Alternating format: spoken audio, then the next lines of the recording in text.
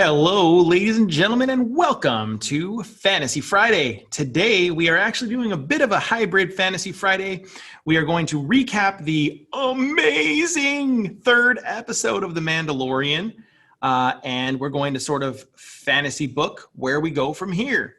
Fair warning, spoilers abound. The episode only dropped late last night, so if you have not watched episode 3 of season 2 of The Mandalorian, do not continue. All right. Was that menacing enough to scare people away? Yeah. Cool, man.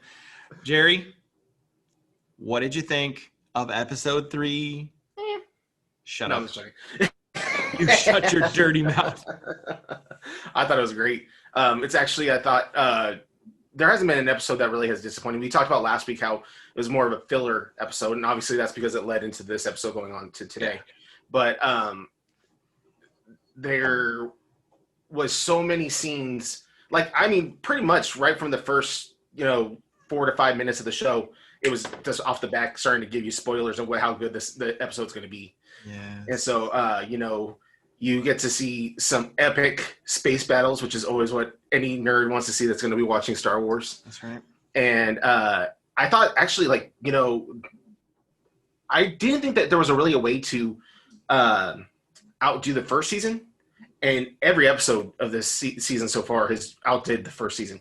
To see the spaceship flying off, and as soon as you see it, it automatically reminds me so much of Rogue One. Yeah. Yeah.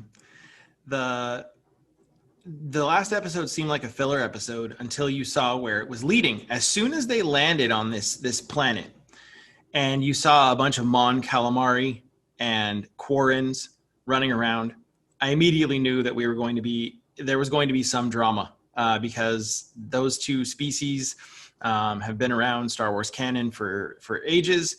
And in Clone Wars, they actually had a very contentious relationship. Both of them have a tendency to engage in some illicit activities, and that's what we got on episode 3.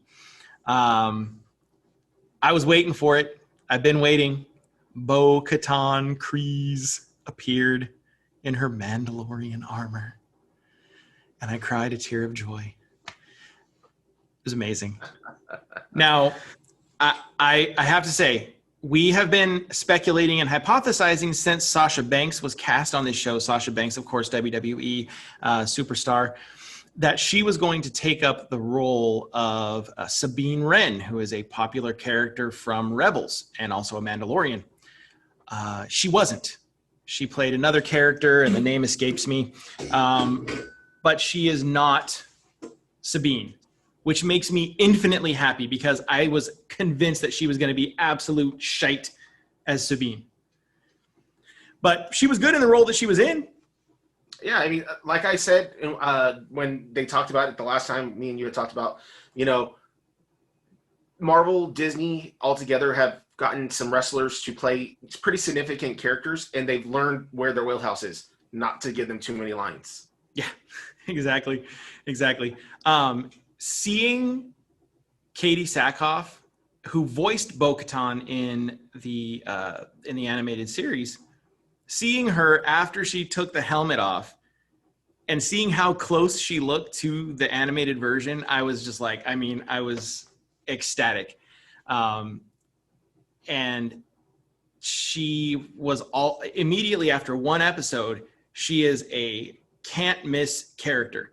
She is going to be a pivotal character for sure in this series, and I think probably in her own series as well. Yeah. I also liked, I'm not too big on the animated Star Wars shows, so I don't know a whole lot about what goes on them. But I do know enough about the way that they looked, and I like the way that they incorporated the cartoonish look of the characters into the live action. Yes, the way that their armor was kind of like that lighter blue kind of cartoony. Yeah, I thought they did a really great job with that too. And I think that there's been a lot of nerd yapping out there on the internet about well, there's lots of Mandalorians that take their helmets off, and then you got to see this sort of development here, where basically he is from like the Scientology of Mandalore. Bo-Katan is like, oh god, he's one of them, right? And we come to realize that like he was taken in by a group that was a little bit fundamentalist, and maybe not quite as indicative of Mandalorian society as we might be led to believe. Which would, I mean, obviously, if you don't want to be known that you're a Mandalorian, to take off your helmet's the smart thing to do. So no wonder they survived. And my favorite connection that was made during this, well, not my favorite. My favorite's coming up.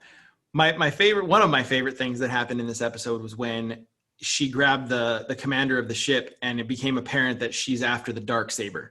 Yes. Which we saw in the finale of season 1. Moff Gideon cut his way out of the TIE fighter with the Darksaber. And, of course, 90% of the people watching the show were like, dude, that's a cool black lightsaber. But for those of us who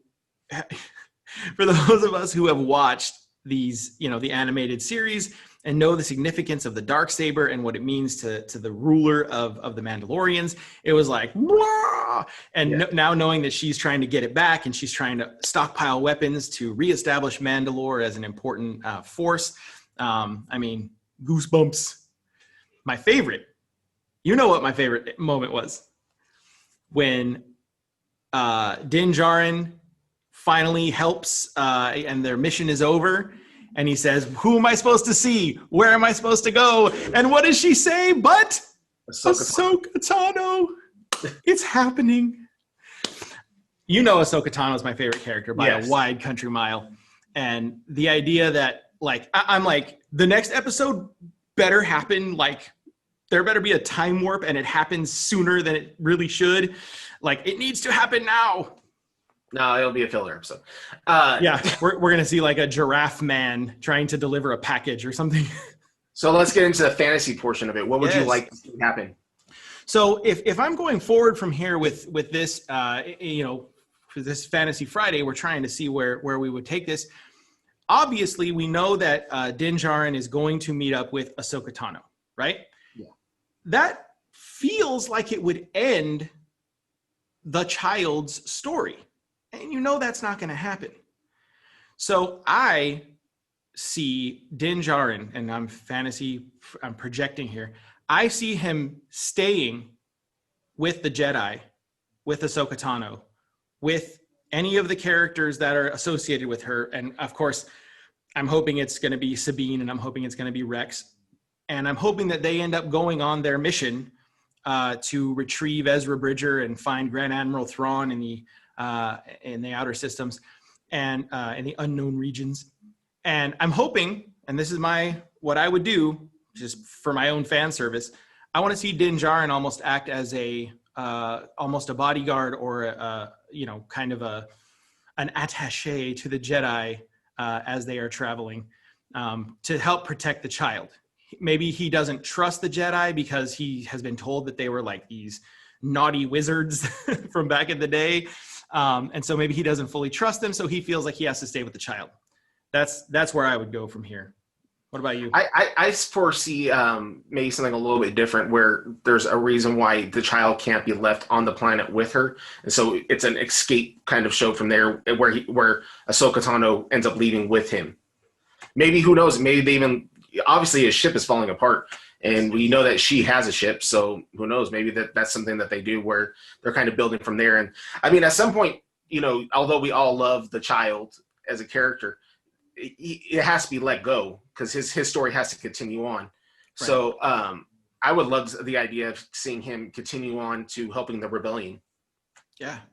I mean, that species, based on what we know about Yoda and Yaddle, the only other two members of that species in canon, is that they live for hundreds and hundreds of years. Yeah. So the kid, he's only 50 years old, which obviously, as you can tell from his behavior, makes him basically a toddler. And how much of his story are we going to get to see? I don't know. But also, on the last 3 episodes, the creatures that they've had on the episodes have been awesome looking. Oh, yeah. We have a sea monster, and last episode we had this giant spider. We had the episode for that we had these huge giant sandworms. It's like every episode is just like, what can we do next? Right.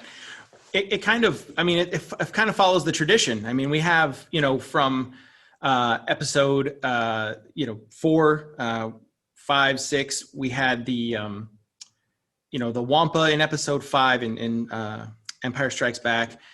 We had the Rancor in Return of the Jedi, and obviously the Sarlacc that ate Boba Fett in Return of the Jedi. And then going back to the prequels, you've got in the arena in episode 2, there's all those like big gnarly things. They've always sort of had this theme of these like big goofy creatures. So it kind of makes sense. It's another one of those like throwback things. The Mandalorian does a lot of that. There's a lot of like fan service kind of Easter egg, like throwback things, seeing the crate dragon and, I can't remember what they called the sea monster thing, but. So ultimately at the end of this season, do you see the dark saber switching hands? Or do you think that that's going to be a storyline that continues on into the 3rd season? I could see Bo-Katan getting the Darksaber, taking, her position as the ruler of Mandalore, trying to rebuild that society, and then maybe not doing it in a way that Din Djarin approves of. And we kind of see him maybe questioning whether or not she deserves to have it, especially given the fact that they are from 2 different walks of life when it comes to the Mandalorian philosophy. Giancarlo Esposito as Moff Gideon is an excellent actor. He's great in that role, and I'd like to see him stick around. If he doesn't have the Darksaber, I at least want to see him around trying to get it back, Yeah. Trying to be involved in that. Sabine Wren played a role in Rebels in helping Bo-Katan become the keeper of the Darksaber and helping her, kind of become a leader. So I can see that sort of being a way to kind of connect Rebels to what's going on now. And I can see the season sort of ending that way, introducing Sabine in that role, kind of helping her get it back. But I do think she's going to have it back by the end of the season. That'd be awesome. Yeah. What did you guys think of Mandalorian episode 3? Where's this thing going? How would you book the rest of this season or beyond? What do you do with Ahsoka Tano? Do we see Rex? Do we get to see Ezra Bridger? Do we get to see any of these characters that I always won't shut up about? Let us know in the comments. Don't forget to like and subscribe. Follow us on social media at We Them Nerds on Instagram, Twitter, and Facebook. And that'll do it. Be good. Be good to each other. Bye. Later.